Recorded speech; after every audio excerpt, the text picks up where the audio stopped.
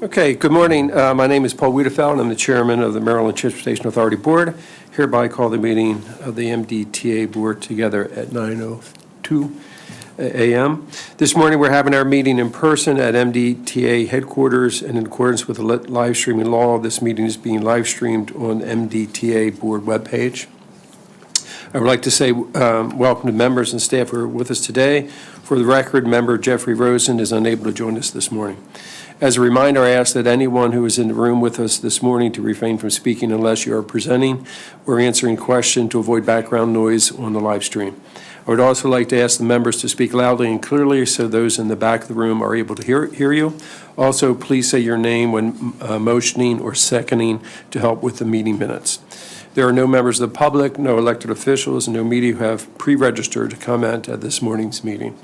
For those who are watching this meeting via the live stream, we have posted the materials for today's meeting on the MDTA board webpage so that you can follow along if you would like. We will now begin with today's agenda.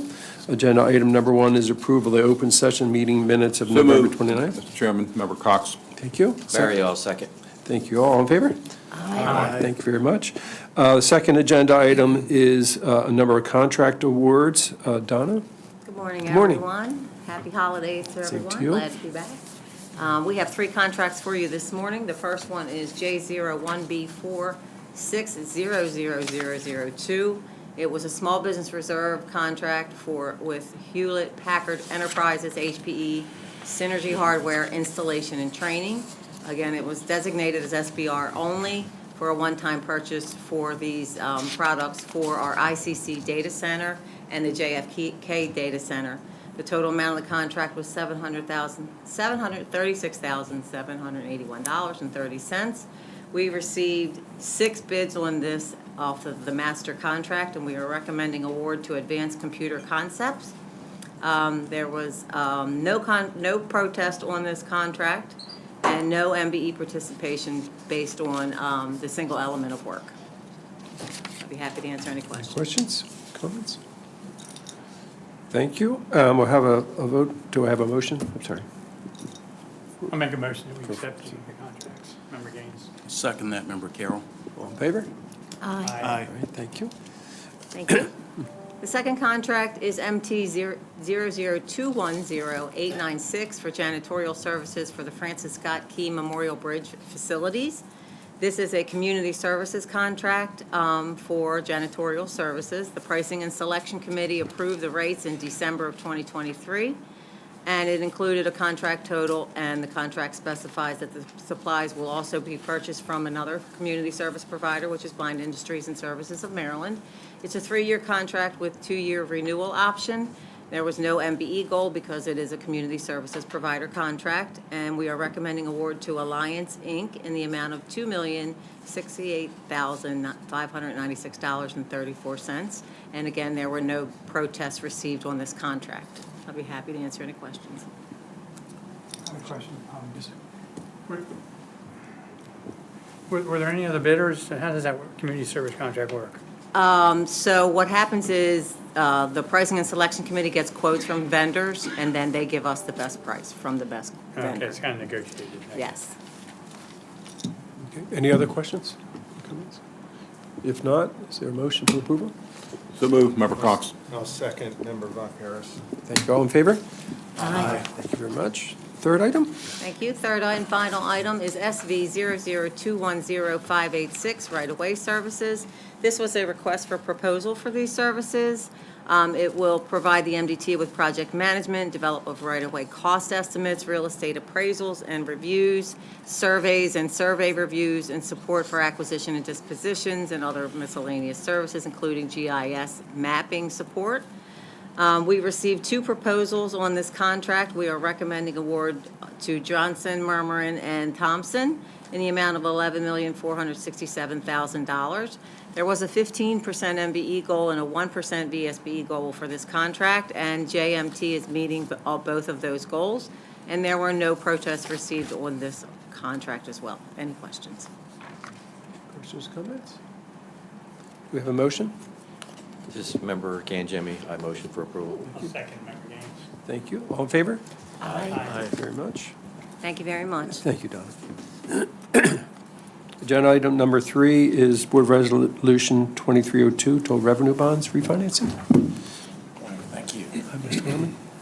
We're seeking delegated approval in this board resolution to undertake tax-exempt refinancing of our existing Build America bonds that were issued back in 2009 and 10.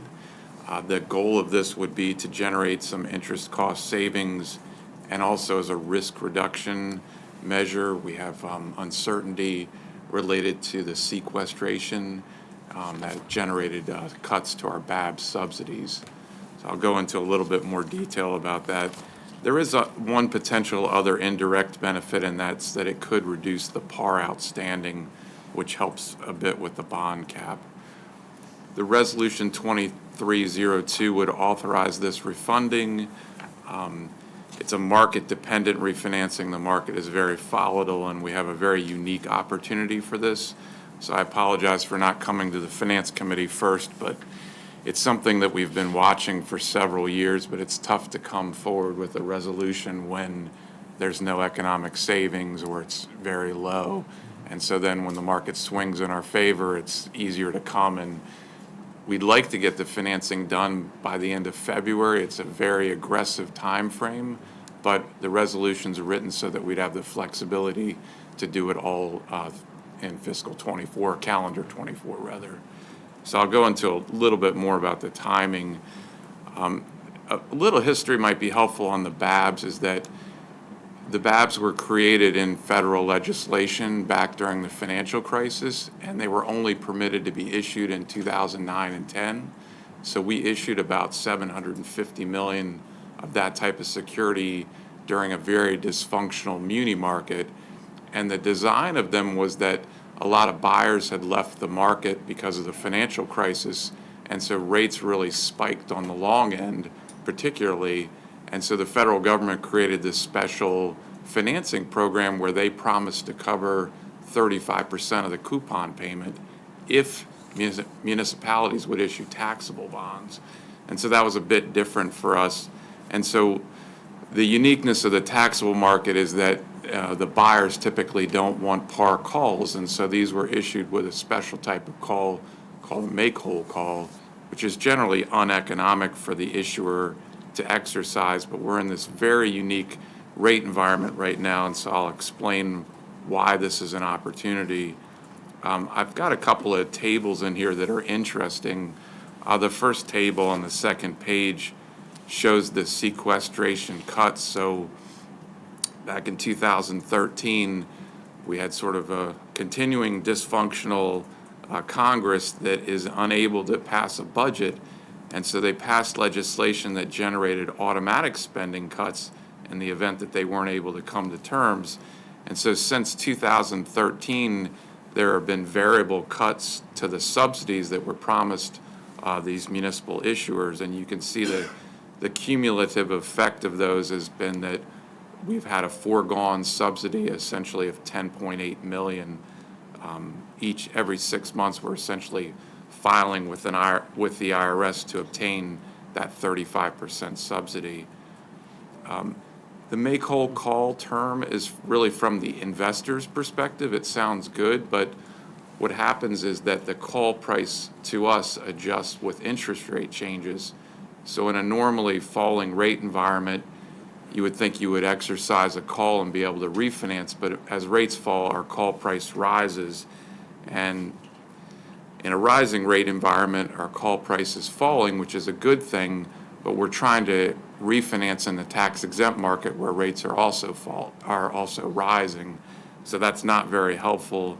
And also there's a floor on the call price at par, so call prices can't actually fall below that.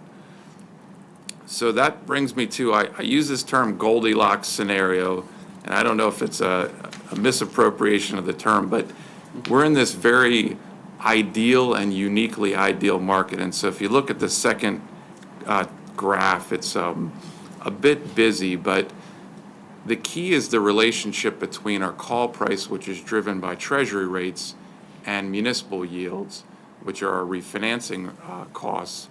And so if you look to the far right, the yield differential is shown between the 10-year treasury and a 10-year tax-exempt muni.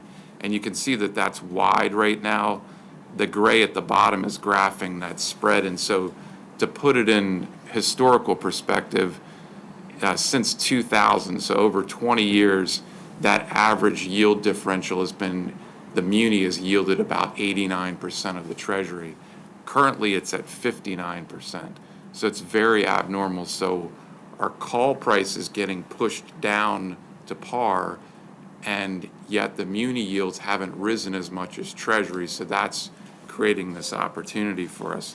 And it's very unique, and it may be very fleeting. The next table shows you some supply and demand projections for the tax-exempt muni market. So some of what's driving muni yields to be, much lower than average relative to treasuries is there's not a lot of supply in the muni market, and there's a, decent amount of demand. And so this table is just showing you that we know what some of the coming supply is and the demand in terms of the demand's driven by coupon payments and maturities that hit mutual funds and investors' portfolios, and they need to reinvest that. And so you can see the blue line is showing you the difference between that supply, which is expected new issuance, and the demand, which is driven by those reinvestment needs. You can see we have like a good opportunity potentially in February, and that's why we're trying to work on a very aggressive 60-plus day schedule to try to get the refinancing accomplished at the end of February. If not February, will be market dependent. It's very much driven by, the absolute level of interest rates and also the relative interest rates between treasuries and agencies. The next section is about projected savings and call option value and sort of more of the rationale for why we would refinance. So the first column is showing you the dates. We have final maturities through 2043, so we've got about 20 years left, and there's about $721 million in par still outstanding. So the red column is showing you the federal subsidies that are projected to come in. We've modeled those with a continuing 5% cut to those subsidies. And you've got a gross savings or savings column, and you'll see that that middle column is negative. It's about $100,000 a year of savings, meaning that if we refinance from taxable BABs, net of the subsidy, that we've got a cash flow savings. What's on the right is the really key, is that we would be issuing tax-exempt muni bonds with a 10-year par call at premium structure. So we'd issue the normal 5% coupon. We would be issuing at around 3.5%. So we have built-in expected savings.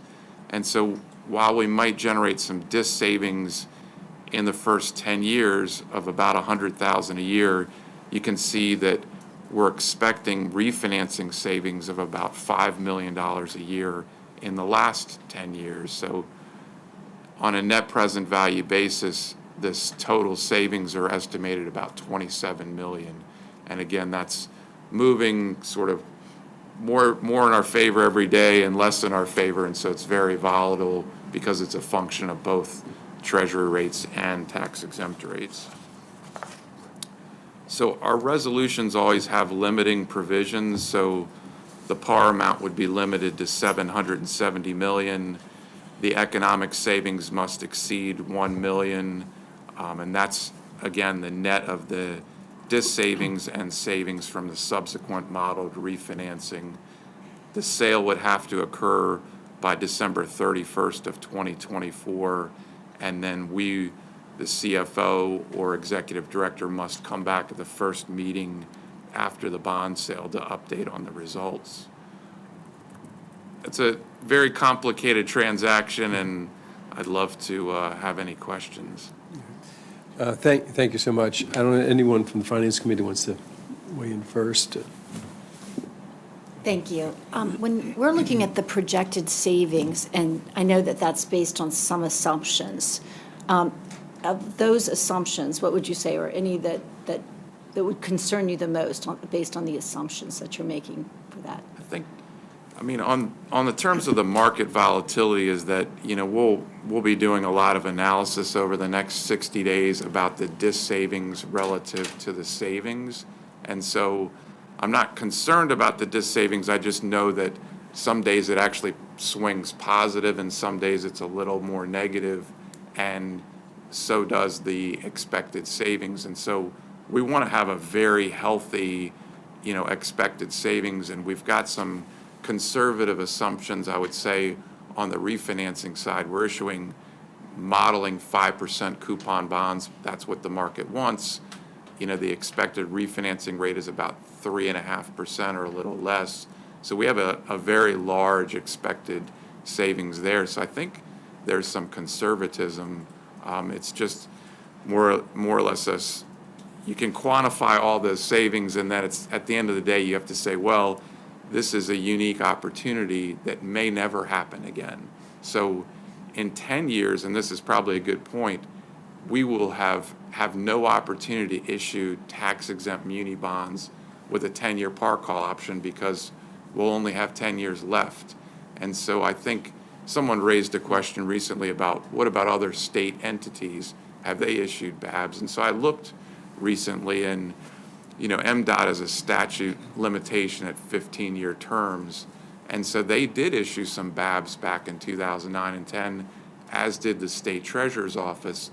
But their final maturities now are only about a year to a year and a half away. So there's no opportunity for them to issue tax-exempt bonds to, capture that refinancing savings.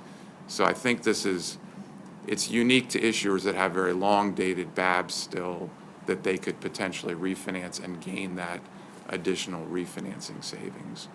So I don't have any real concerns. It's just we have to make a decision about how much savings we're going to get and whether there would ever be another opportunity. You kind of need another rising rate environment with very large spreads between munis and tax exempts. Talking to the underwriters and just observing in the market, we've seen back in 2013, some issuers had different call structures, and there was not a flood, but there was a pickup in refinancing activity. And then in subsequent years, there have been little opportunities that some issuers have taken advantage of. And so, I think there have been a couple of issues recently where issuers are recognizing the same opportunity. And I'm not sure we're going to see a flood into the market, but you could see some pickup. And I looked and I see there are a few other issuers in the state, some counties that have long-dated BABs. So they're not of our size, but they could have some refinancing opportunity as well. Hopefully that answered your question. Sorry, I just have No, of one more course. question. And so if I'm looking at the projected savings correctly, initially, there will be a cost to this, but the net result looks like very nice savings. Right. That, those initial years, has that already been factored into our projections, and will we? Yeah, they're so small. I mean, I've done some preliminary analysis. I mean, at $100,000 on, $800 million of revenue, it's not enough to kind of affect debt service coverage or bonding needs in a material way. The column sums to, negative savings in that first 10 years of about $1 million. So it's not a large amount of money, but it's not material to our forecast. Some other factors that we have in is we talked a little bit about the bond cap, is that the par issued could potentially be less than the par taken out.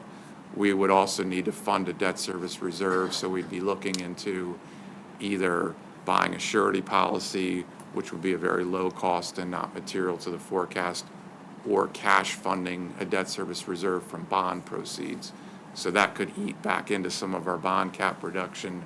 But I like to wear the investment hat, is that if we can finance at 3.5% and invest that reserve at 4%, there's that compelling reason too. So that's another thing that we'll have to discuss internally about the trade-off between, the extra earnings there versus the bond cap impact. Thank you. Member Gaines? Alan, thank you for that impressive presentation. Some of these things go a little above my area of expertise, but I get the picture. And it seems, in these markets, that February is a long way away, and a lot can happen. I mean, what can be done to expedite? It seems like we're ready to we're ready to do it now. We should be anyway. Right. But is it just all the bureaucracies, all the issuing people take a while to get? Yeah, so we don't have the ability to start working in earnest until we have board delegated authority. And so I do everything I can before I have your authorization. So I reach out to the AG's office so that we can hire bond counsel or at least give them a heads up. So they're aware of the urgency, really lighting a fire. We have, one other thing I failed to mention was that typically our bond sales are done on a competitive basis, but the uniqueness and the complexity of this probably warrants a negotiated bond sale. So we need to secure an underwriting team. We already have a draft little mini RFP. We can secure them quickly. Our municipal advisors are aware of it, so we'll assign the municipal advisors to help us with the transaction. So we've kind of done everything that we can before we can incur costs. We've reached out to several underwriters, so they're aware that we're interested. And then the real time consuming is really just getting the official statement together. We've done one in recent years, so it's just updating numbers and meeting with credit rating agencies. Like to mention that our credit ratings have been affirmed by Fitch recently, so we have no concerns on that side. But we generally say 60 to 90 days to come to market because of all those steps in the process. Thank you. Any other questions? Okay. I just have a couple of comments as it relates to this. I did speak to Alan and Chantel on Tuesday. We had about an hour's discussion about this, and I can tell you that I think what you say, there are good questions being asked today, and but you can see how thorough of a job that has been done here before it reached this board.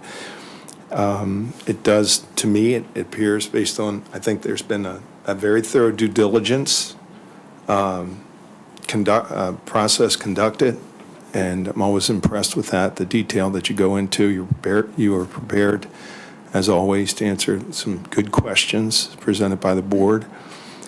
It does, to me, it seems like this is a window of opportunity. As you said, it's fast, it could be fleeting. I know you have to project a date for this, and like you said, in answering the question that Member Gaines asked, you've had some preliminary work has been done in this area. There's I guess other people that are involved in this, our consultants and others are in support of this. So that is why I support it. Thank you. Member Carroll?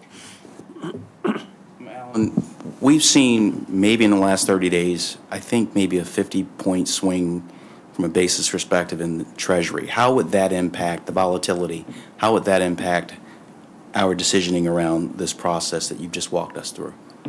Yeah, I mean, that's the unfortunate thing is that, the decline in rates is a decline for muni rates too, so that helps us. But then the make-whole call is driven by Treasury prices, and so I didn't go into a lot of detail, but if you have a 10-year BAB outstanding, the call price is determined by the prevailing 10-year Treasury rate plus 100 basis points. And so if you think about, you discount that yield back to the present, and so it drives down, your call price when rates are rising, but your call price goes up when rates are falling. So to your point, that hurts us because our call price rises, even though on the other side, if muni rates are also falling, we're now able to refinance at a lower rate. Right. And so a lot of it is that yield differential between treasuries and munis, but certainly the falling rate environment may not be helpful to us because it's possible that difference could compress. If it widens out, it's good for us. So, I'd say we go to this, we have this opportunity, we can pursue it, we can begin work, and at any point, we can stop the work. We can dust off our official statement, start to update it, hire a group of underwriters, but then not ever pay them because it never happens. So, that's a possible outcome here, is that it just never happens, and then 3 or 5 years from now, I might come back and say, hey, we have another opportunity, or you may never hear from me again on this subject. In 10 years, I think it will be gone. There's a risk that the subsidy gets cut completely. That's been in the press in the last couple of years. So in that case, there would be another opportunity, but it wouldn't be a really good opportunity. It would only because now you're saddled with this full coupon, which is, over 5%. We have several coupons, but they're, above 5% on a gross basis, and after the subsidy, they're in the 3-ish% range. So, we'll see. It's very possible the market could move against us. It's possible it might stay approximately the same, could improve very slightly, but, hopefully it holds around the same level, which is the urgency of trying to do it now rather than June or July. We just don't know, and, the economy is very difficult to predict. We're going to have a soft landing, we're going to have a recession, those are all factors in the rate environment as well. Very good. Any other questions? Is there a motion? Member Ardinger also move. Second? Second that, Member Carroll. All in favor? Aye. Thank you, Alan. The next agenda item is quarterly review of investment strategy. Yeah, hopefully I'll take less time on this one and You make need up to, some time. you need to get refinancing those bonds. I think I've used Waste up, any time. I've used up all my allocated time.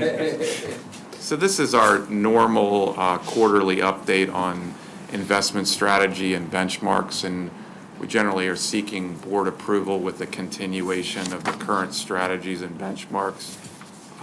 The key points are that we've conformed to investment policy limitations in the trailing 12-month period. We're a little behind schedule because we needed to move some things, so this is for the period that ended September 30th. Our longer duration strategies are subject to greater return volatility, but we expect higher average annual returns in exchange for that. The portfolio structuring in the trailing 12 months adhered to the board-approved strategy, and we believe that should remain consistent despite the short-term volatility associated with the interest rate environment. We're not recommending any changes in strategy or benchmarks at this time. We run 2 essential strategies, a matched funding approach, and that's for the bulk of the monies. That's the monies in the operating account, the capital accounts, and the debt service accounts. And then we have a longer-term strategy for our 2 longer-term reserves in the general account and the M&O account. Those accounts do not have expected cash flows.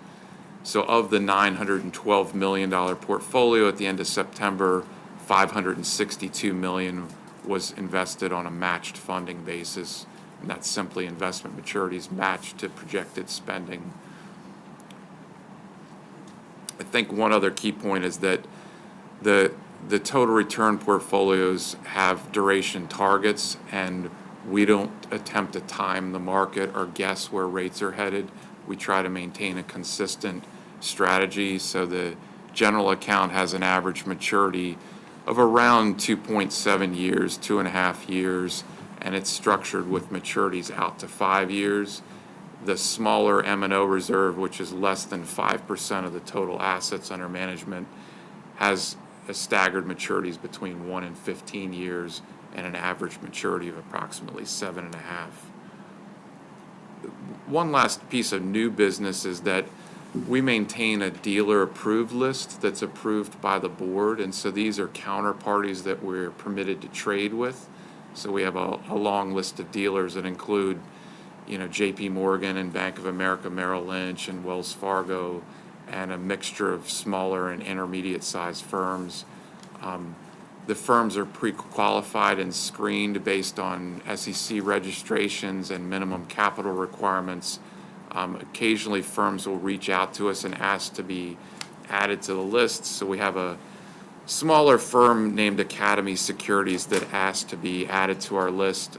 We generally don't have objections as long as they meet the registration requirements and the minimum net capital requirements. So we're recommending that Academy securities be added to that approved list. We also periodically take firms out of that list when we don't have any trading activity with them. And so tend to have more activity with firms with a lot of capital because they buy and sell securities more aggressively and at better pricing levels. So I guess in conclusion, we're seeking a continuation of the current investment strategies and benchmarks for all accounts and approval of Academy securities to be added to our dealer list. And one other point I failed to make is that we don't take counterparty risk with trading.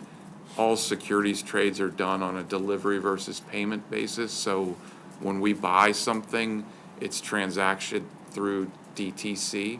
So the exchange of securities and monies happen at the same time. So we'd never buy something and not receive it and give up the cash, and vice versa. When we're selling something, it's transacted at the same time through DTC, so there's no counterparty risk concern there. Any questions? Just one, was the Academy Securities ever on the list before? I'm assuming no.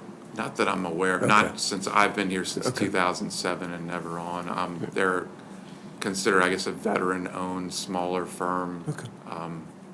For what that's worth, you know, we're really charged on the investment side with getting the best transaction. All of our purchases and sales are generally done on a competitive basis.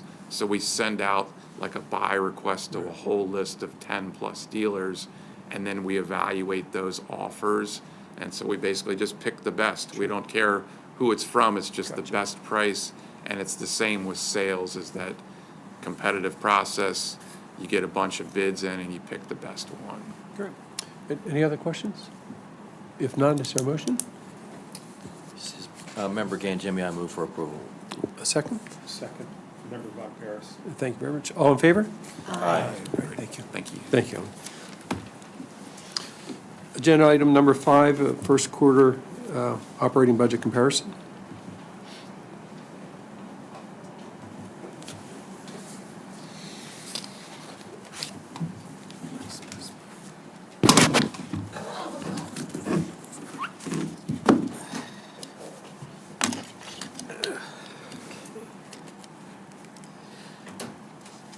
Bear with me, I just lost my place here.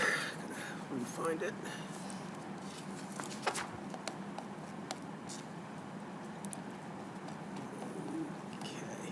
Okay.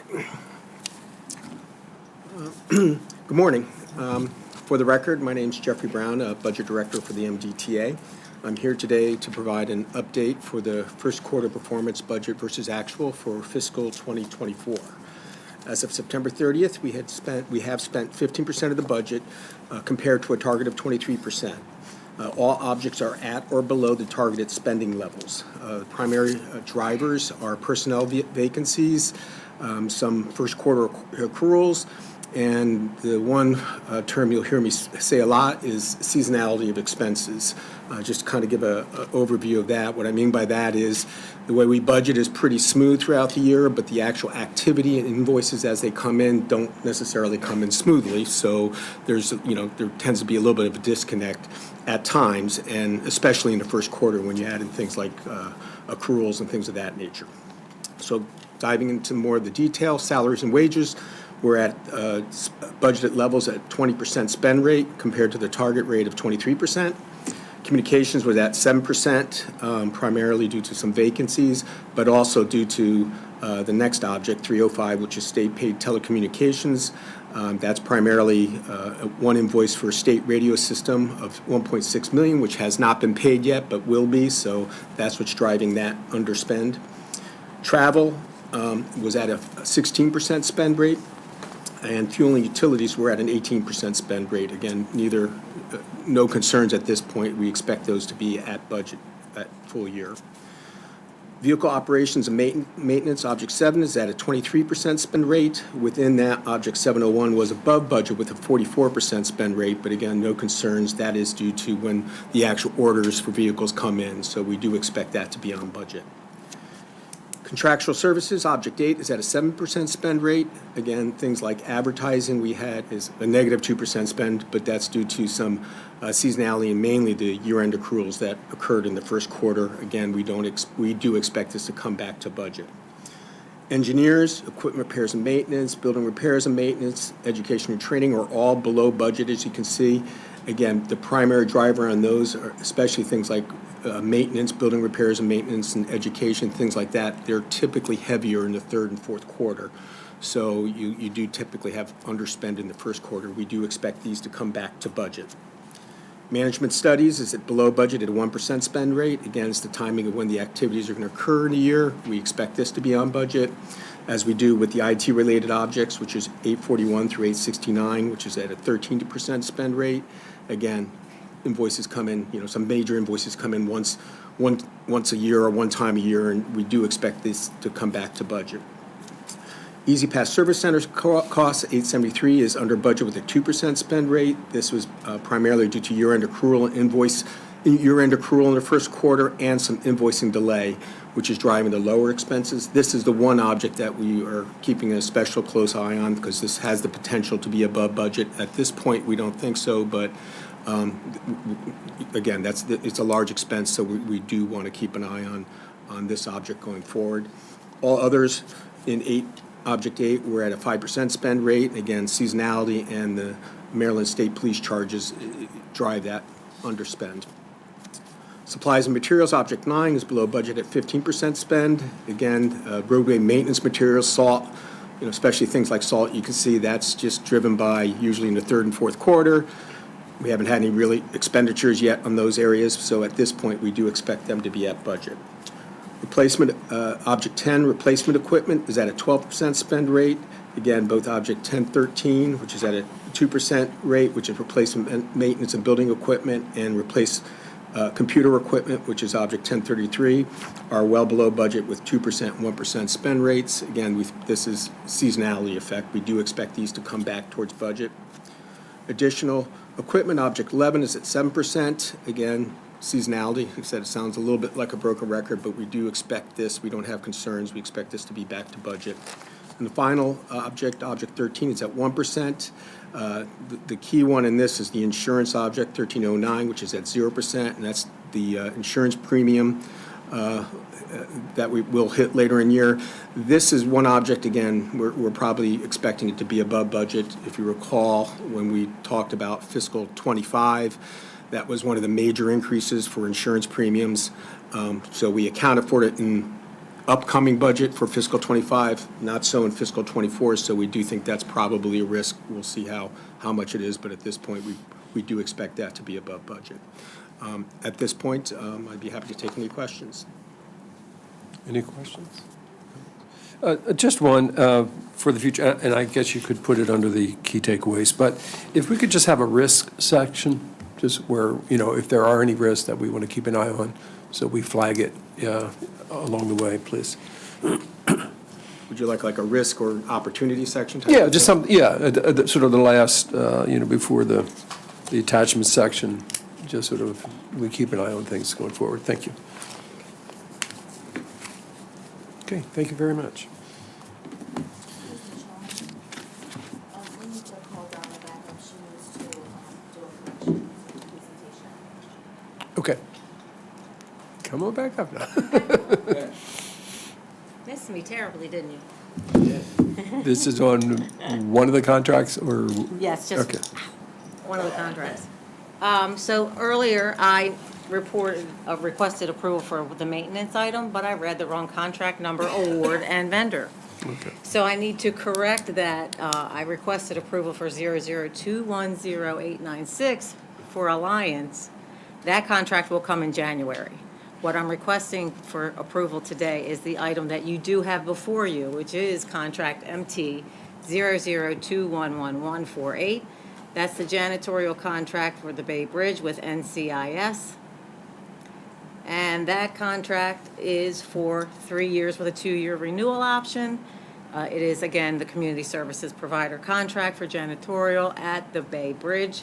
This amount is $1,366,583.80. There was no bid protest for this contract and no MBE goals because this is a preferred provider. So just to recap, I am correcting the contract that I requested. I gave you the wrong number, awardee, and amount, and I'm correcting it to NCIA in the new amount, same contract for a different facility. My apologies. But it's correct in the materials we have. And your Right, right. materials It's just are how you correct. present it. Yes, Got it. sir. Okay, just making sure we're clear. All right, But we will bring the contract that I presented earlier next month. next month, okay. Do Okay. we need to take another vote on that then? Okay. Is there, I'll move the corrected Second. contract. I'll second. second by Member Gaines. All in favor? Aye. Thank you very Thank you. much. Okay, agenda item number 6, quarterly capital budget comparison.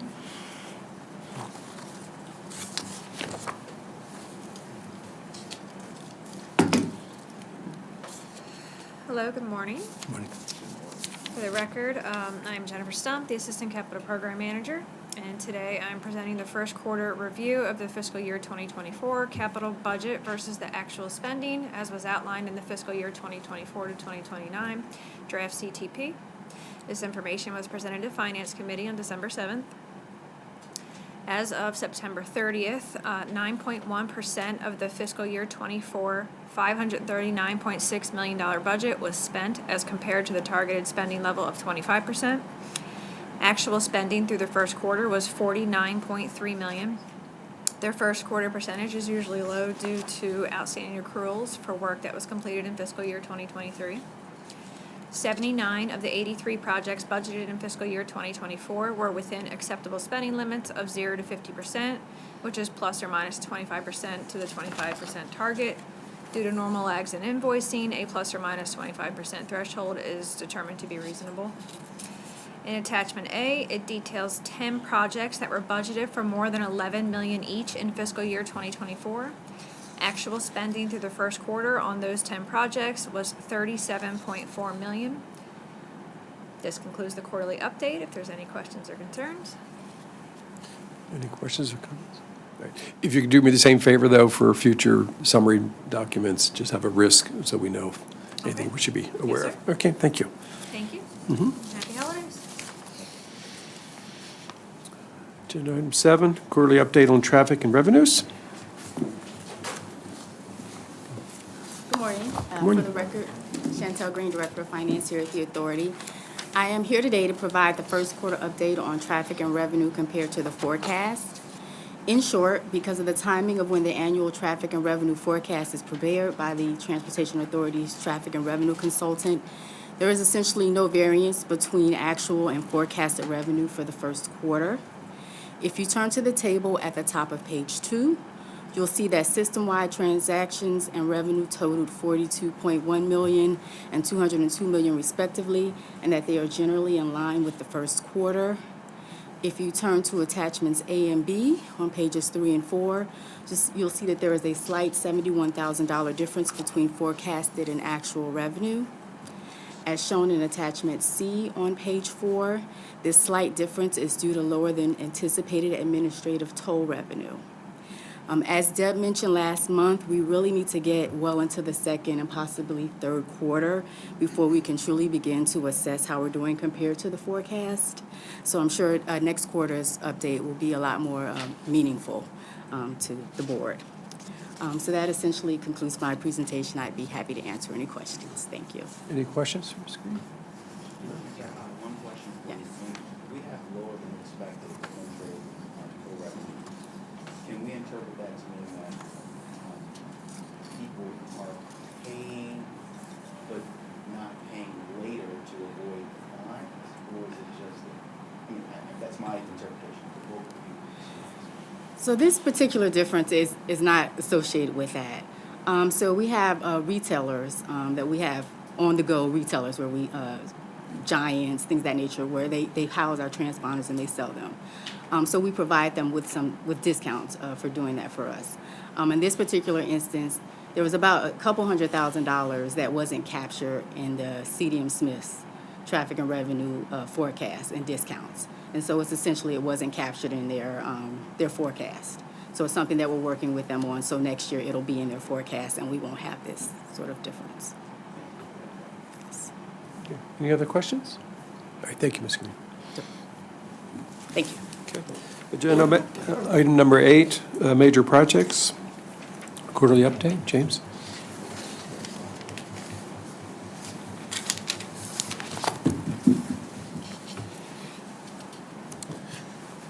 Good morning, everyone. James Harkness, Chief Engineer for MDTA, and I'll be presenting my updates on major capital projects, the quarterly update. So we have 12 major projects that I'll be reporting on today. 9 of those are in construction, 1 in procurement, and 2 under design. For our first project, we have MA 2257, which is the replace a electronic toll collection, 3rd generation. So currently, the CAPS vendor is working on implementing the TRI protocol across all of our AET zones and the BHT. To date, they have completed both directions on the ETL. They've completed the Kennedy Highway, Nice Bridge, Hayden Bridge, and the four zones at the FMT. They estimate that they'll be fully completed with this effort by July 4th of next year. They are also currently supporting other capital projects, such as our ETL projects. All right. We'll move to the second project, NB 0543, replacement of the Nice Middleton Bridge. This project has been working on installing landscaping and just completing the punch list items. There is a component of a stream restoration project that they've just recently started, and so they've been starting to work on that. They have continued with demolition of the existing bridge, the substructure elements, the piers, creating of reefing materials. Those deep water piers, the piers that are in the deepest part of the river there, we have demoed those with subaqueous blasting, so blasting while they were in the water. Additionally, we have down there a campus buildings project, so we've continued with the construction of the new administration and police building, where the contractor was working on finishing out the interior and exterior there, getting the security systems and the HVAC controls commissioned. We are looking to move the staff there into the new building in late January of next year, and then they will begin demo of the existing admin and police building. All right, our third project is FT 2651, which is ventilation improvements at the Fort McHenry Tunnel. We are upgrading that ventilation system in the tunnel to try to combat a 100-megawatt fire. We are replacing the existing original fan components and as well as the control system. There are 48 fans as part of that tunnel, 24 in each vent building on either side of the portals.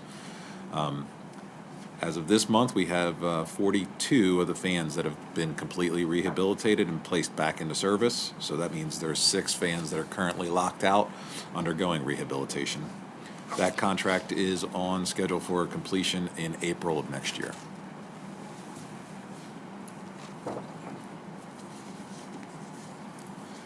Okay, next project is KH 3009. It's one of our express toll lane extension projects. This project constructs 2 express toll lanes from 43 to Maryland 152. In this project, we have a bridge over the Big Gunpowder River. So on that, we were able to have a traffic switch, a partial traffic switch from the south end of the project up to essentially Raphael Road.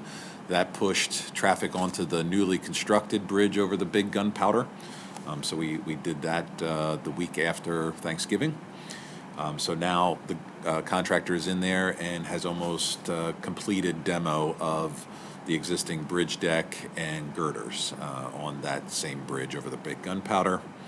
And they are also been working on storm drain installation, bioswale construction. They've placed a lot of aggregate and have placed a lot of asphalt. And they will continue working on median barriers.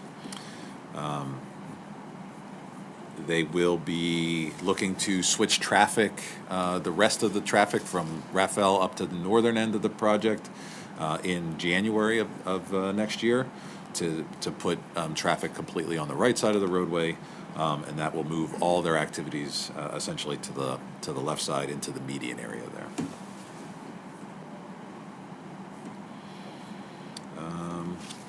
Our next project is KH 3019, also a part of our Express Toll Lane Extension Program. This is the reconstruction of the Maryland 152 interchange. So that project has switched to its phase 4 of the construction of the bridge, Maryland 152 bridge. So they are now working on the north side of that bridge. They've completely removed the deck and the girders there. And they will continue to work on creating the abutments in that location, removing the old pier, and then they are working on a new abutment that will eventually hold the ramps from the ETLs up onto the new bridge. Mr. Chairman? Yes. Any time frame as far as that interchange being completed at this point, Jim? Yes, we're still targeting the end of next year for both of those projects. Okay, thank you. Let's see.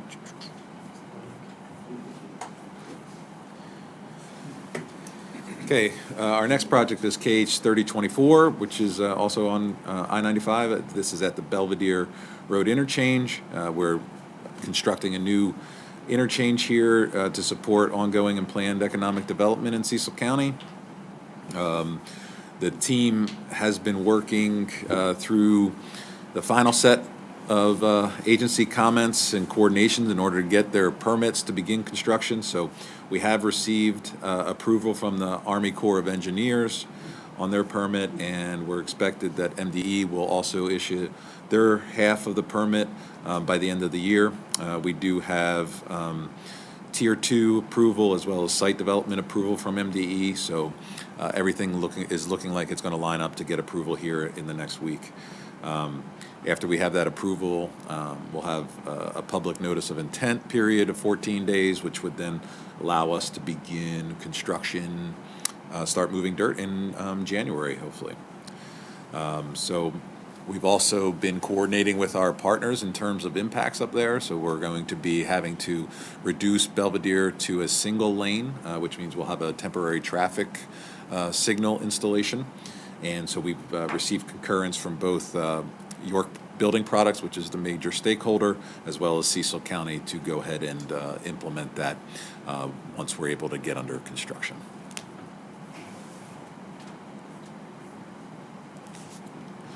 All right. We'll move now from Kennedy Highway to Bay Bridge.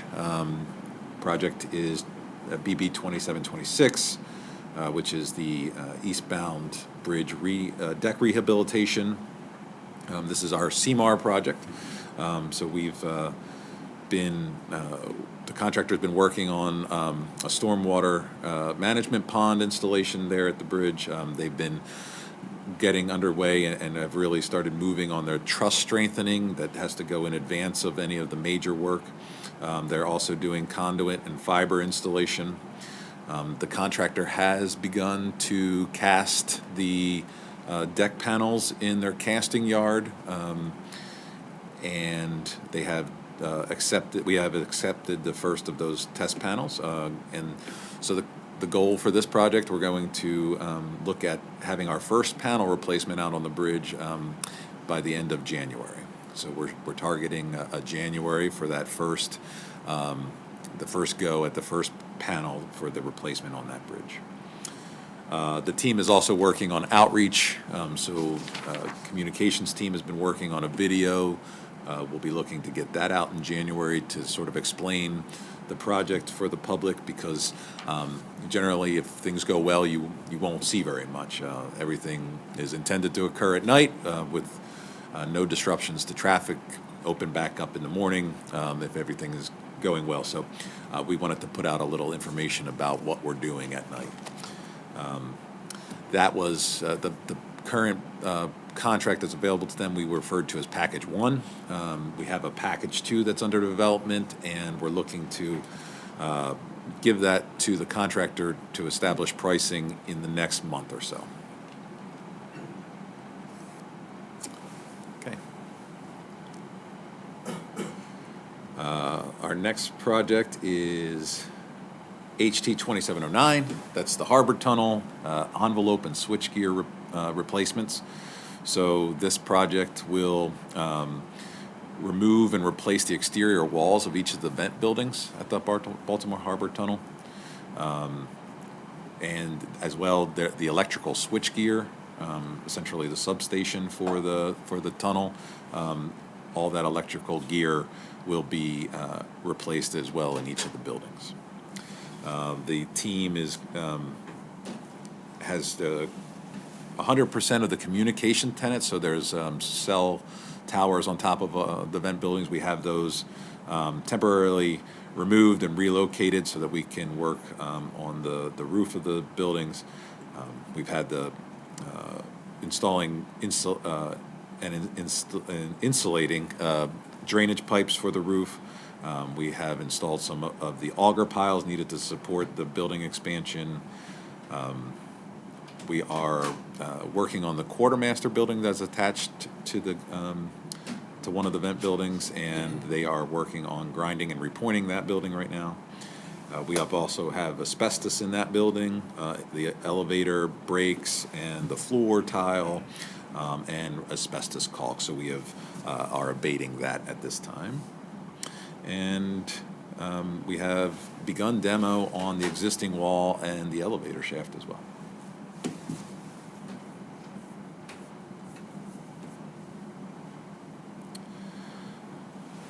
And our next project is HB 3001. That is the cleaning and painting of the Hatem Bridge. This contract was approved at the November board.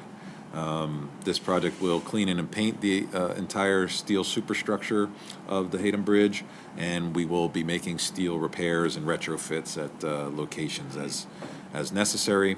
We have a pre-construction meeting for January with NTP around early February, and expect to complete that in June of '26. Chairman, Yes. thanks for the update, by the way. Appreciate it. No problem. Then we'll move on to our project that is in procurement, so KB 3005. This project is the subgrade improvements on the Beltway out near Trade Point Atlantic. We'll be trying to address settlement with a pile-supported slab out there. We also have repairs to bridge back walls and approach slabs out there on the continually reinforced concrete pavement. We'll also be grouting some of the voids that are under some of the existing pavement sections so that we don't have to replace all those pavement sections. This project was approved at the October board. In the meantime, we've been going through some things with the subcontractors on that project, so it's not yet received NTP. We expect that to happen next month. In the meantime, we have held 2 in-person open houses for the public, as well as 1 virtual open house to get outreach on this project to the communities. Because this project does have some traffic impacts to it, we'll be reducing 695 to 1 lane in each direction. We expect those to be in place in March.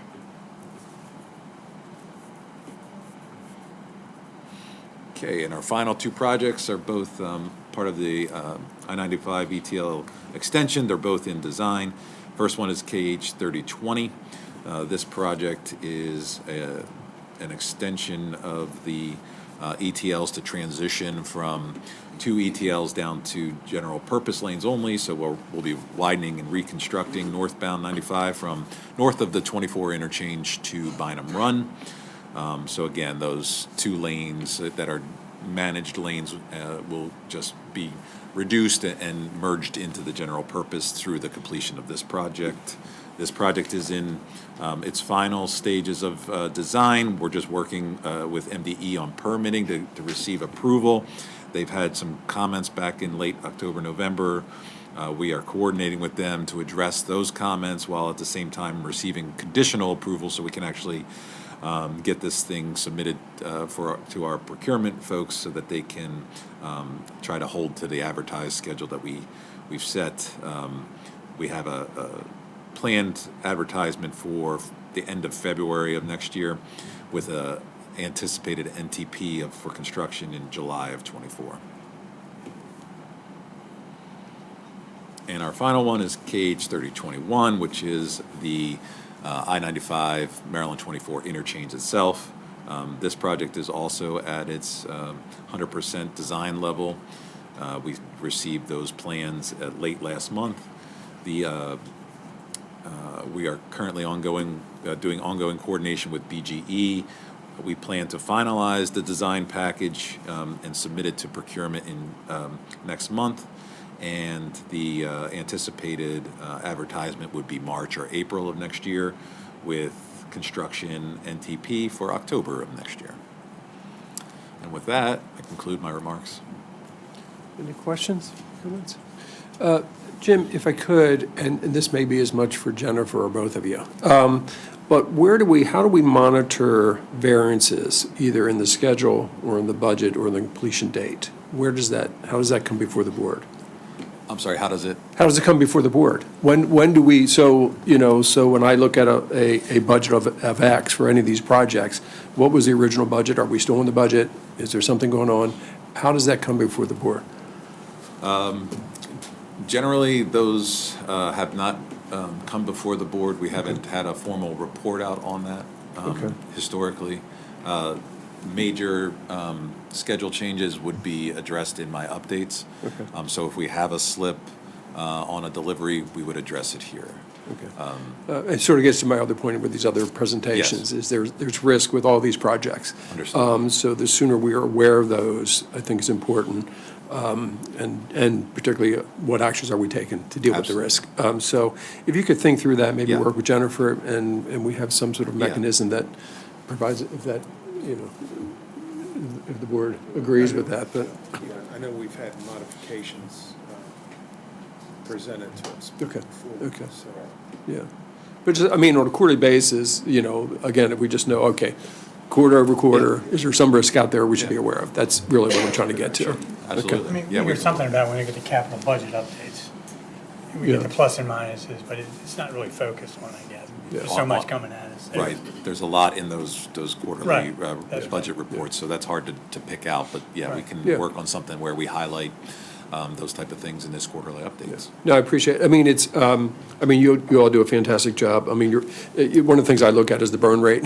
Yeah. Are we actually delivering what we said we're going to deliver? And I know we're in the 95%, if I recall, in that range, or even, I think there's a board requirement that it stayed within that range. But I know with some of the other modes and some of the other agencies I've managed before, that can slip.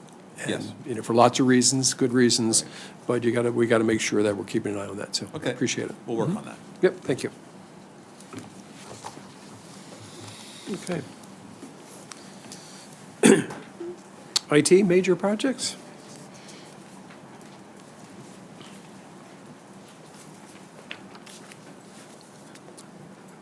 David? Good morning. For the record, my name is Dave Goldsboro. I am Director of Information Technology for the Transportation Authority. Purpose of this memorandum is to give a quarterly update to the board on our major projects and also any other activity going on in IT. As of December 21st, the Division of Information Technology maintains an active portfolio of 21 projects and also continued support of our tolling system. As a result of the enterprise risk assessment, which was given to the board, I think the last time, and also in the audit committee, the actual first audit for the CSC vendor has kicked off. That will cover various controls around backup, restore, access controls, et cetera. Some of those items we will respond to because we control them since they're in the data center. Other items will be handled by TransCore, so we're working closely with the audit team on where that breakpoint is. We've also completed several recruitments. I'd like to welcome Blake Shelton, who is our new Maximo Systems Supervisor, and Norman goes by Chip Moulter, who is our lead database and systems administrator. We also we're in the offer process for 2 of our senior project managers, so I want to provide an update on that. We've got start dates for both. Melissa Mason will start on December 27th, and Mr. Timothy Head will start January 10th. Mr. Chairman, as of today, I'm happy to say we have filled 100% of our vacancies in IT. And I appreciate all the hard work from our HR team as well on that. DO-IT also completed our annual tabletop disaster recovery exercise on November the 6th. I think it was a great exercise. We had good participation from our entire team. We're scheduled to perform a live failover test probably in the first quarter of 2024, and we're targeting our Dynamics financial management system. And the reason we chose that is because it's a tie-in to the next item, which is the financial audit that was concluded. That's an annual audit that we do every year with Clifton Larson and Allen. We also, and I think this came up in Finance Committee, Mr. Chairman, we gave demonstrated proof of a systems restore to that team. And so I think it was an outstanding item. And so we do test our restores on a yearly basis. And so as a way to keep that update going, we will target the Dynamics financial system. The auditors, I would say across the board, are getting very, a little more stringent on their requirements. They don't only want to see tabletops. They do like to see true systems restores and failovers. They just want to know that we're demonstrating that we can do that. With all of the activity going on today, it's definitely something that they are asking for, and we absolutely will comply. We are scheduled to start penetration testing in the first quarter of 2024. That is a schedule that runs about every 2 to 3 years, external and internal. This actually will be black hat testing, which is from the outside, so that will test all of the firewalls, our wireless infrastructure, our web components, all those types of things. And I will take advantage of the next cyber briefing to cover those results, so be very timely. On to our project updates for our HR conversion. Of course, these are all Agile Sprint efforts. So we've completed Sprint 29 and are in development for Sprint 30, which a lot of work with our employee services and class and comp units within HR. We also are going through with the pin flip-flops in terms of the recruitments, trying to maintain that pace. We want to keep the system accurate. The appointment scheduler, I'm happy to say we are closing that out. I left it on for just today's update, but we have officially closed out the appointment scheduler. I do believe that was a very successful project, and it still has a very active audience in terms of the folks scheduling appointments ahead of time for our Easy Pass operations. We will handle any maintenance requests or enhancement requests as an O&M function. Also, Mixed Utility, that is in a closeout phase, so in the next update, these projects will disappear because I'm calling them officially closed. Our spatial implementation, we've completed our Sprint 3 again. We're doing this as all Agile. We've set up the test environment, and we've also set up our GIS test environment. Those two systems are going to interact with one another. The GIS and Maximo, they're designed to work in conjunction with one another, so we're in a testing mode for that. Our OpenText upgrade, we completed the upgrade. We had to roll back 50% of it. The vendor uncovered a technical patch that had to be applied to the system. It was a late release from the OpenText organization or company. Testing effort is underway on that. We're going to finalize that and transition that remaining 50% in February. I feel comfortable with that. Our Dynamics reimplementation, we're going through all the reports and screen configurations with our finance team right now. The payroll interface, which is the final piece of development and one of the more major components of development, will commence after the new year. So look forward to more updates on that. The HRIS implementation, I'm sure Tanya and Amber can attest to the busy nature of that project. They've been at TSO, I think, going through a lot of work sessions, reviewing processes. We've also held some meetings with the vendor, Mr. Chairman, to go through interface requirements for all of the data that we consume from the HR system for a lot of our other internal systems as well.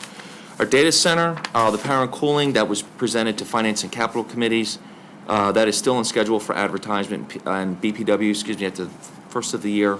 And the last project is the OESRM. That is was introduced as the tracking of driver informations that hold a CDL with MDTA. We are working through our e-signature requirements. We've got our test environment set up in Salesforce, which is where we are completing that. And we've worked very closely with SHA. I really appreciate all the time that they've spent with us because they were the initial folks that developed this. So we followed their model. It works very well. So they've demoed their system to us, and we've wrapped up a lot of those discussions and are using that as part of how we are modeling ours. With that, Mr. Chairman, I'd be happy to take questions. Any questions? Chair, I just want to point out that we all have computers and he's using paper, the IT guy.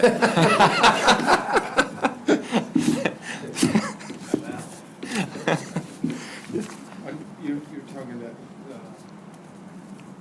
drivers that hold CDL, field tracking for the drivers that do not hold a CDL, we're out there as well. Is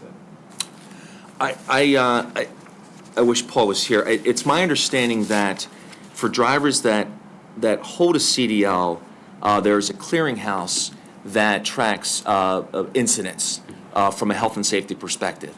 And so I believe that when there's an incident, it gets recorded, and then there's some handshaking that's done between our tracking system and MVA so that we know if something happened, and then we have to update it within our system. And I think it all goes to the maintaining the CDL and making sure that if there's any risks in holding the CDL, that we are aware of that. That's my general understanding, Member Von Paris. Member Van Paris, just to add a little more context to your original question about the drivers who do not have CDLs. Yes, we do have a system in place. So anyone who is driving a state vehicle, there is a requirement that we monitor their driving habits and if there are any violations of such, and we address it accordingly. I think I understand now. The clearinghouse, which you're talking about, the interface here, in this section, for CDL, there is a Correct. national database. Correct. Yes, I'm sorry.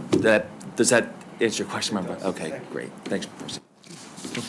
Any other questions? Okay. All right, thank you, Dave. Thank you, Mr. Chairman.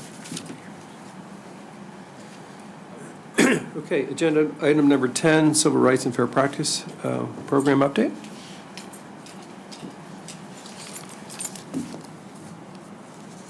Good morning, Chairman Wiedefeld, board members. For the record, Tia Rattini, Director of Civil Rights and Fair Practices, with the first quarter update on our socioeconomic programs. Table 1 goes through our federal contracts. The I-95 interchange at Belvedere has a committed goal of 23%, and currently we're at 8.98 due to the fact that we're still in the design phase and construction has not started. The bridge replacement at the Nice Bridge, there's a 16.75 DBE committed goal, and we are currently at 18.26%. The campus improvements at the Nice Bridge, there's a 23.75% committed goal, and we are at 24.08%. We have 3 A&E contracts at the Nice Bridge. The AE 3049, has a 26% goal, and we are currently at 27.61. AE 3050 also has a 26% goal, and we are at 23.35.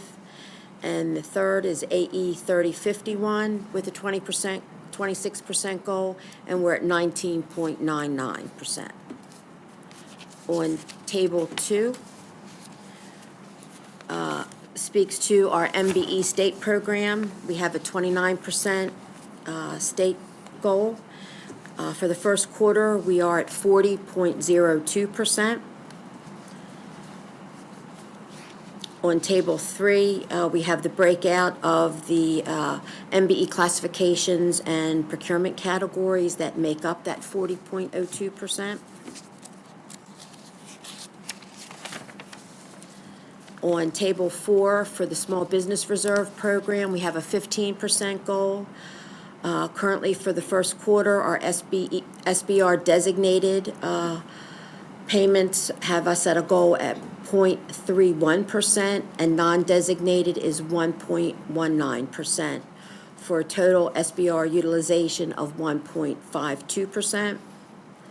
And Table 5 speaks to our veteran small business enterprise goal, which is 1%.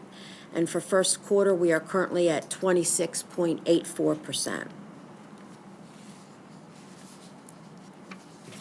Any questions?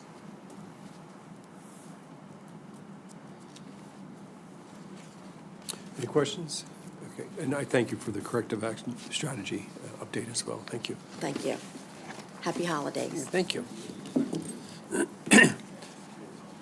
Agenda item number 11, Audit Committee update. Thank you. Thank you. The Audit Committee met on December 5th, 2023, and at that time, the Office of Audits updated us on the 13 audits that are provided in the fiscal year 2024 audit plan. We were informed that 1 was complete and 5 are in progress. We were presented with the report of the 1 internal audit of Drive Easy Maryland Customer Service Center Compliance Audit, and the committee was satisfied with the results of the audit. Thank you. Thank you so much. Any questions? Audit Committee? Thank you so much.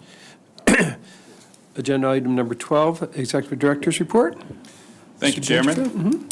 I'd like to start off by reminding the board that per MDTA board approved tolling plan for I-95 express toll lanes, the Executive Director approves a holiday schedule for the upcoming calendar year, which resets the toll schedule on certain holidays to a Saturday or Sunday toll schedule based on patterns for the holiday. So today I want to notify the board that on December 14th, I approved the ETL holiday toll pricing schedule for calendar year 2024. So as we close out 2023, as previous executive directors have done in the past, I want to take some time to use my December remarks to highlight some of the notable 2023 milestones, none of which would have been achieved without the dedicated employees who work tirelessly day in and day out to carry out MDTA's mission. So all the credit belongs to our employees and contractors who make things happen at the MDTA. So first up, with our 2023 accomplishments, is Division of Finance. So the Division of Finance accelerated the $200 million TIFIA loan draw, which allowed the agency to take advantage of favorable rate environment, which resulted in investment earnings that exceeded the interest costs. Also, for the 10th consecutive year, the MDTA received the Certificate of Achievement for Excellence in Financial Reporting for the production of the FY 2022 Annual Comprehensive Financial Report. So from January 1st through December 15th, the Office of Environment, Safety, Risk Management, and Asset Control and Damage Recovery recovered nearly $662,000 from property damage claims impacting MDTA facilities.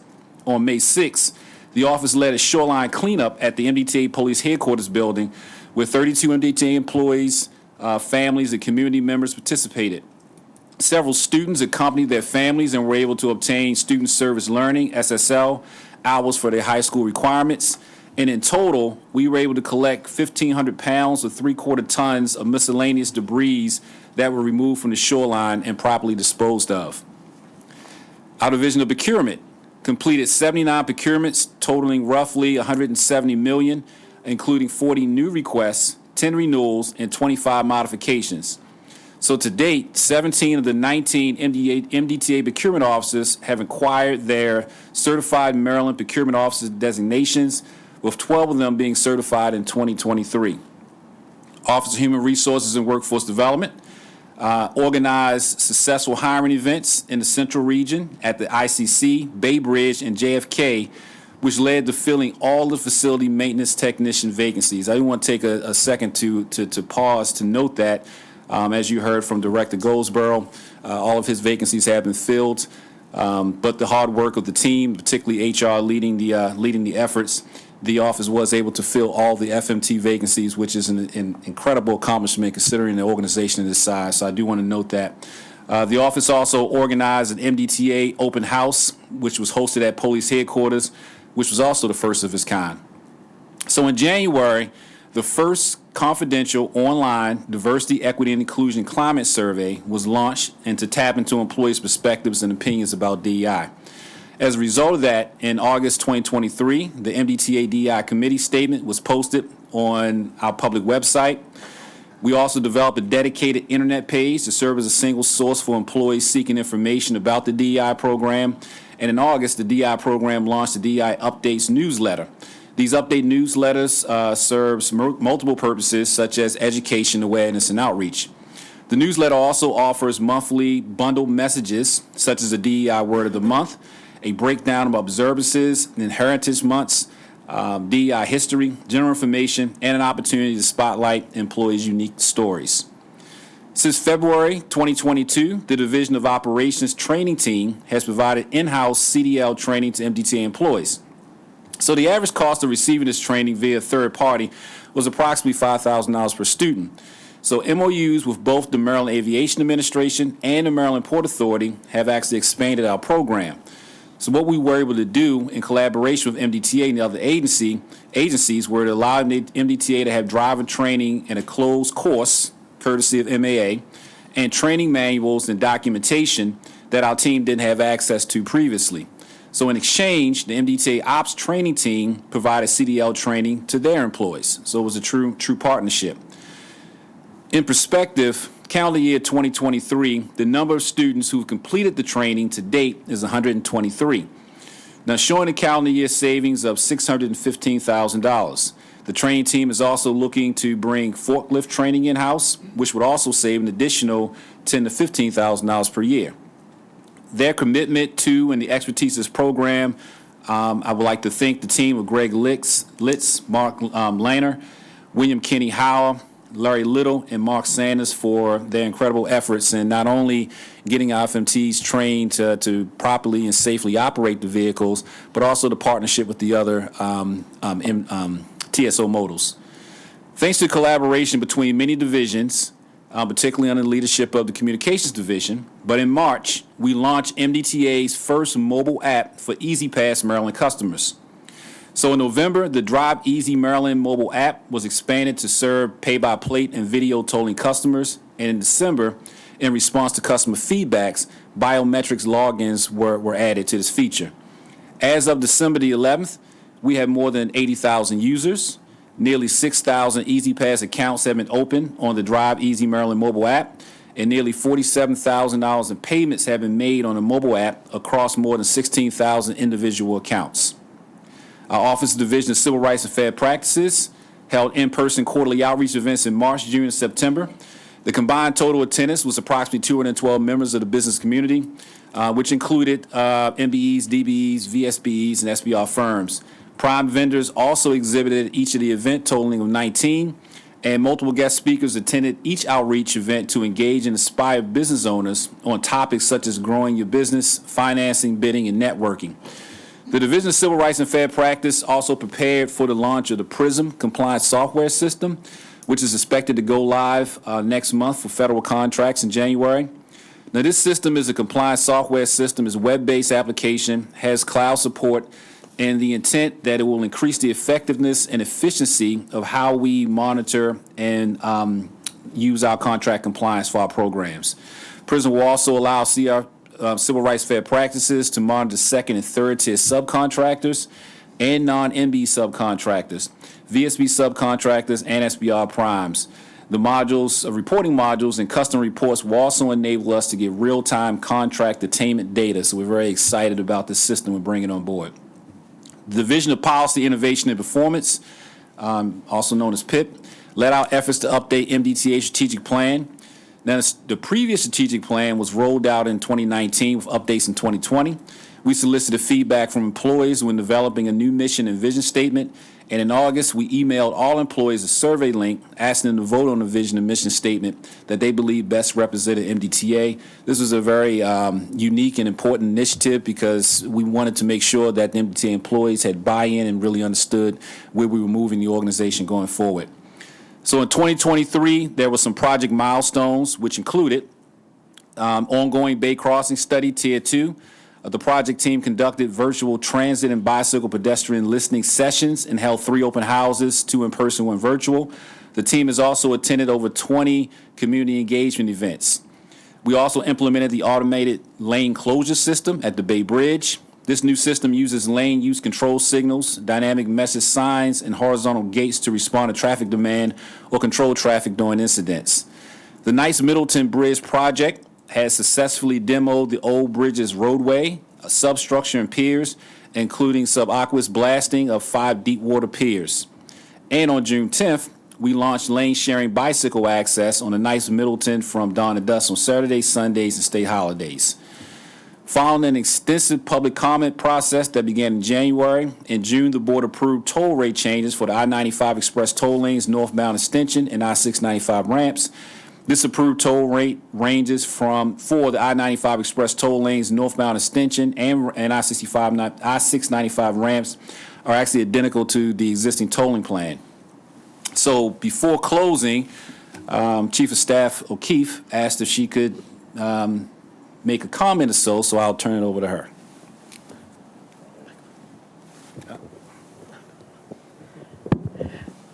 Thank you, Percy.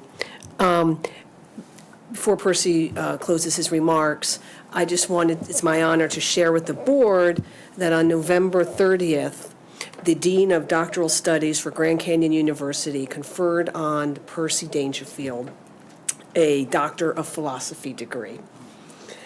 Percy's PhD is in industrial and organizational psychology. The dissertation title is, and I'm going to read it for word because it's quite academic, a qualitative descriptive study motivating factors influencing professional success in the public transportation sector. It highlights research, this dissertation highlights research that seeks to understand employees' firsthand experiences with motivation and how it translates to professional success. So this research, academic and practical, will contribute to develop further career enhancement and employee engagement programs further. So it was my honor to say this publicly before the board and to congratulate Dr. Dangerfield. Thank you. I'll turn it back over to Percy. All right, thank you. Thank you for the acknowledgement. I really appreciate it. Before I finish my remarks, there's one thing I wanted to mention about receiving the PhD. It's a great honor, but I do want to acknowledge that it would not have been possible without the support of the leadership that I've experienced here at MDTA. I've been working on dissertation for the past 4.5 years, and I received the dissertation by being a member of our career development program. So I just want to acknowledge publicly and for all the employees that are listening to this broadcast that MDTA, through the support of leadership, truly encourages employees the opportunity for professional and educational growth. We have an incredible program. I can't remember. I'm sure I'm going to mess up it was the Hair Club for Men. I'm not only a member, but I'm a client, or however that went. Probably dating myself a little bit. But trust me, that was a commercial that said that. Again, I just want to encourage all employees to take advantage of the opportunities here at MDTA. They do work, and if you have the initiative and the drive to take advantage of these things, you can absolutely achieve anything that you want to do. But again, thank you, Mary, for acknowledging that, and I will continue my remarks. So finally, I wanted to express my gratitude to all of the MDTA employees who supported this year's MDTA Police Toys for Tots campaign. So we were actually able to surpass our collection numbers of last year, collecting 2,611 toys and a little over $4,000 in currency. I want to give a special thanks to First Sergeant Oshiki for coordinating the MDTA's efforts once again. Caring is the greatest gift of all, and caring for the less fortunate is really what the season is all about. So I really want to acknowledge our police force for spearheading this effort. Again, as I mentioned before, there were a lot of firsts this year for our employees for some very important programs. So the holiday season is a time of reflection, gratitude, and celebration.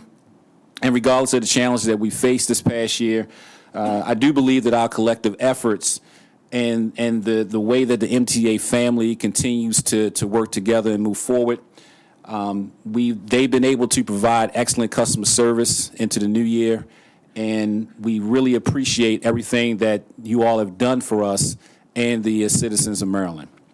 So thank you. This concludes my remarks, and I'd like to wish everybody happy holidays. Thank you. Thank you, Dr. Dangerfield. Any comments or questions from the board members? Just a couple of comments. Member First and foremost, thank you for that report, Dr. Dangerfield. I think it would be highly appropriate to ask you, in the words of Bugs Bunny, "What's up, Doc?" And more seriously, to you and the entirety of the MDTA staff, I think, I don't speak on behalf of the board, but I don't think the board would disagree with me that it has been an honor to work with you all again this year, certainly in light of tremendously difficult circumstances and challenges that the MDTA has faced.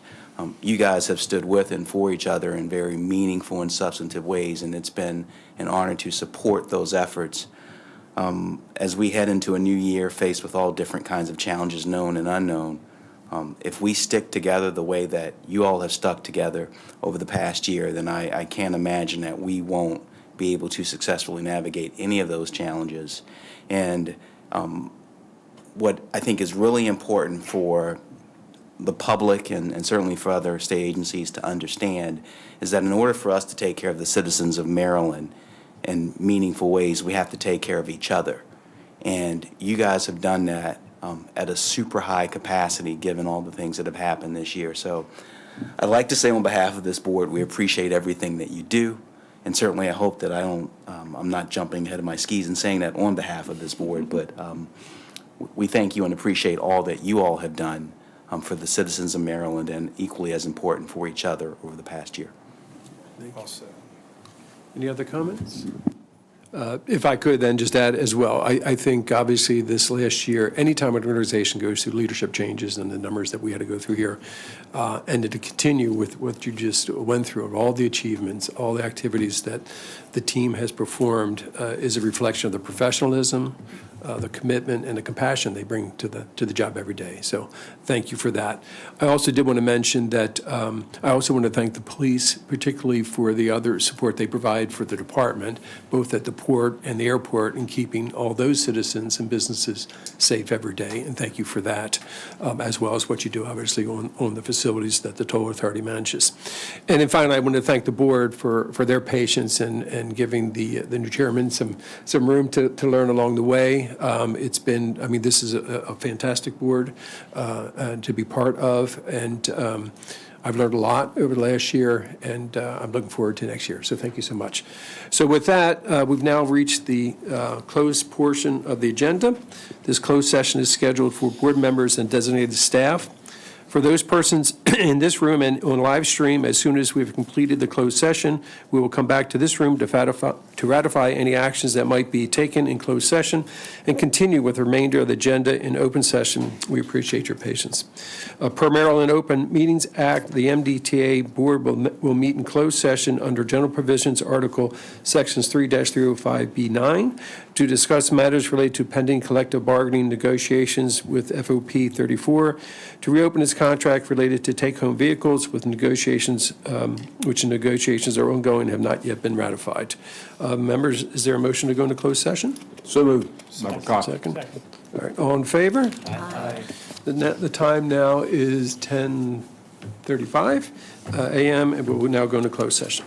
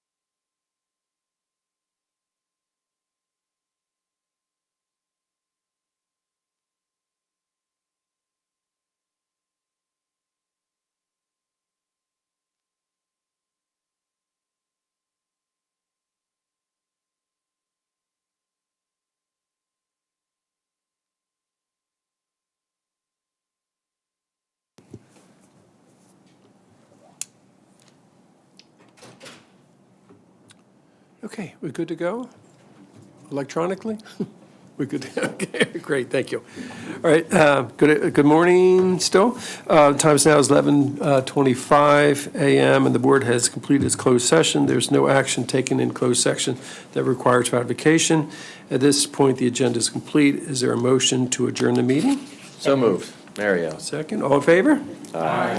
Thank you. That now concludes the meeting of the MDTA board at 11:26. Thank you.